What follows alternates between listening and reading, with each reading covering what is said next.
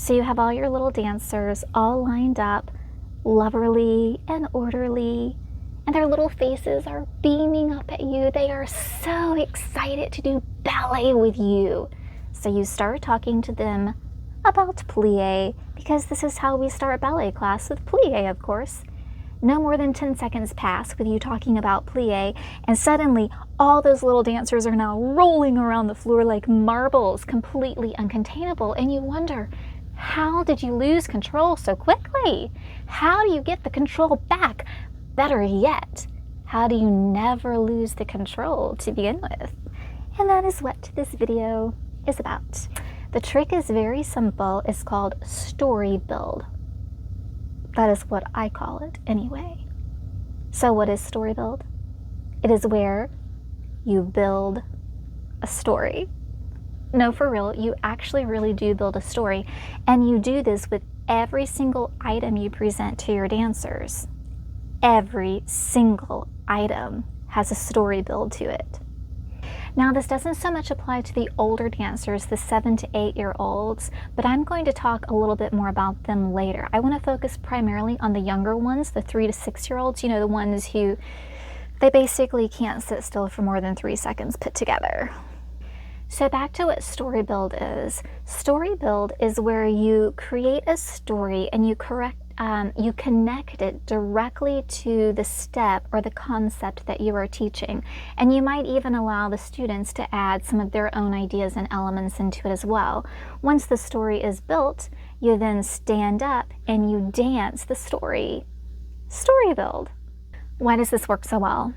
1, it's because you have now become the most interesting thing in the room to them. They don't want to focus on anything else except what you are saying, and this is critical for you to be the most important thing in the room. And then the second reason this works is because it motivates them to do exactly what you want them to do. They no longer want to go twirling about the dance studio or hanging off the bars or rolling into one another. They want to do what you are telling them to do, because the story you are creating is so thrilling for them. Why would they want to do something else? Okay, so that's what story build is, but how do you actually do it? Like, how do you make this beautiful, magical dream a reality? Step 1, you sit the dancers down. You can do this wherever it makes the most sense for you. I usually have the dancers sit where the dance is going to happen. So if this is a circle dance that we are doing, I would have them sit in a circle. Step 2, you tell them the story, and you want it to be very, very, very simple. Remember, we have to do this for every single item we are presenting to them, so we can't be telling full-blown fairy tales. Here's an example. So you want to do some rises with them. You would sit them down and you would tell them that there is this beautiful golden apple tree, and it has the most delicious apples that ever existed, ever, and you want to taste one so badly, but the apples are so high. How will you reach? So you stand up on your toes and you grow really tall, but then you fall down. You just can't reach. You try again. You're almost there, but you just can't reach. One more time, really strong, lots of balance. Reach, and you finally grab an apple. You caught it and you eat it all up. Just like that. Eat it all up. Okay, I realize that's a ridiculous story, but it works. They want to do that story. Simple, yet effective. Step 3 is optional. This is really good to do after you've done the dance a few times, after a few weeks have passed and you've done it and they know it really well. This is a great way to keep it very fresh for them. So you would allow them to start building the story themselves. So they already know the story of the apple tree. Maybe this time you ask, what kind of tree is it? And they might decide that it's a cotton candy tree. Yes! Or maybe they decide it's a Barbie tree. Absolutely. So you give them opportunities to put their own imagination and their own ideas into it, and this helps keep it inspiring to them, and they want to do the dance every single week because of this. Step 4 is where you have them practice the step and you talk about the different technical elements you want them to focus on. And you present it in a playful kind of way, in a way that connects to the goal in the story you have built. So you might say something like, hold your body really strong so you don't fall over. Or keep all your toes on the ground so your feet stay steady and you can get one of those apples.